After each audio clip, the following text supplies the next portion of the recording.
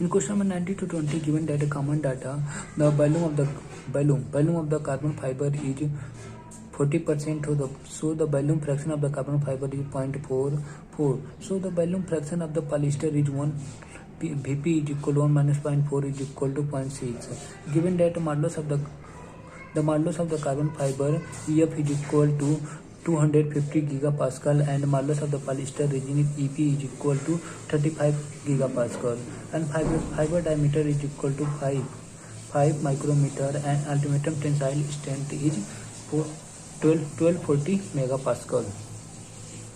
Now in question number 19, simply ask the modulus of the composite. Then modulus of the composite is equal to modulus of composite EC is equal to modulus of the fiber into volume fraction of the fiber plus modulus of the polyester resin into volume fraction of polyester resin. Remember this formula. It is only used for the longitudinal direction. So the modulus of the polymer composite is equal to 250 into 0.4 plus 35 into 0.6.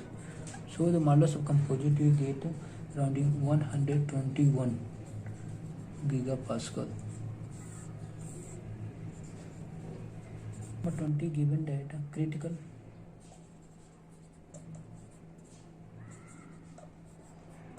length of fiber is equal to LC is equal to 12 mm is equal to 12 into 10 power minus 3 meter.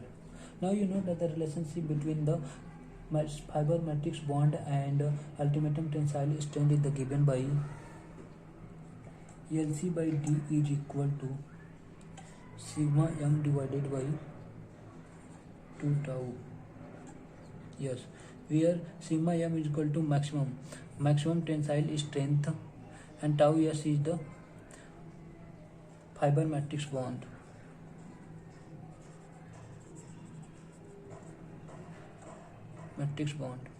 LC is equal to critical chain length and D is equal to diameter of the fiber. Now you know, after converting this formula, the TS is equal to sigma n into diameter of the fiber divided by 2 LC. Put all the value in this equation, you get the sigma m given that 1240 megapascal and the diameter given that 5 into 10 power minus 6 meter divided by 2 into critical chain length given that 12 into 10 power minus 3. Then you get the TS is equal to 258.3 into 10 power 3 Pascal. Now TS is equal to 0.258 mega. Flow rate. The flow rate is equal to discharge Q is equal to 0.1 liter per second. 1 liter is equal to 10 power minus 3 meter cube. So discharge is equal to 10 power minus 4 meter cube per second. Change first unit. Let this is the injection cylinder. The diameter of the injection cylinder D is equal to 20 mm and length of cylinder given at 100 mm and pressure. Let pressure at inlet point is P1 and pressure at outlet point is P2. So change in the pressure delta P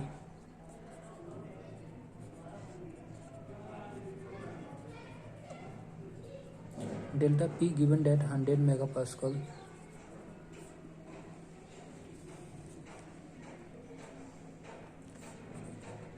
cube 10 power minus 4 meter cube per second. In question number 21, simply ask shear stress at wall. जो कि in injection molding plastic material is first melt, so the fluid mechanics rule apply and the plastic melt. The shear stress at wall is equal to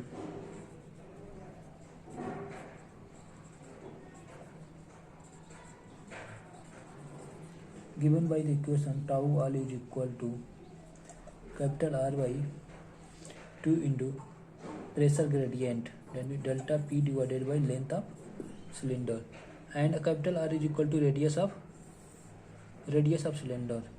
So put all the value. Tau wall is equal to radius 10 mm into converted meter 100 megapascal 10 power 6 divided by 2 into 100 into 10 power minus 3 meter is equal. Then you get the shear stress at wall is equal to 5 into 10 power 6 pascal. Then tau wall is equal to 5 megapascal. Thus remember this formula. Shear stress at wall. And power consumed is equal to power loss, and power loss is equal to change in the pressure into flow rate. Then the power loss is equal to change in pressure 100 megapascal 10 power 6, and flow rate is given that 10 power minus 4 meter cube per second. Now 100 into 10 power 2 watt. Now 10 into 10 power 3 watt, so 10 kilowatt.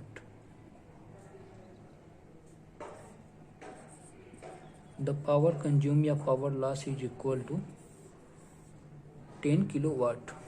24. Given that common data density of the plate is equal to 1.407 and density of the crystalline phase is equal to 1.515 gram per centimeter cube, and density of the amorphous phase is equal to 1.335, and heat of the fusion of the plate sample is given that delta HF is equal to 54.6 joules per crystallinity. Then the volume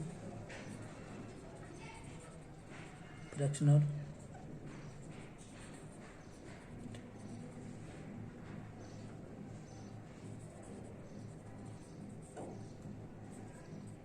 XCB is equal to density of sample minus density of amorphous divided by density of crystalline region minus density of amorphous region into 100. Then XCB you get 1.407 minus 1.515 divided by 1.335. 1.515 minus 1.335 into 100. Then the volume fraction of the degree of crystallinity you get 0.4. The fraction and so of the fusion of the 100% crystalline phase. So you know that the fractional the volume fractional degree of crystallinity is equal to heat of fusion of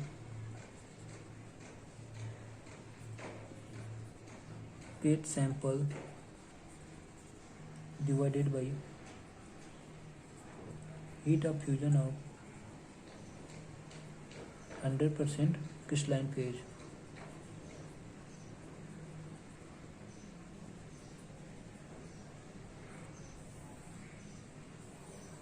So चूँकि in question number 23 you get the balloon fractional degree of crystallinity is equal to 0.4 is equal to, and question number and heat of the fusion of the plate sample given in the sample 54.6 joule per gram, and divided by heat of fusion of 100% crystalline.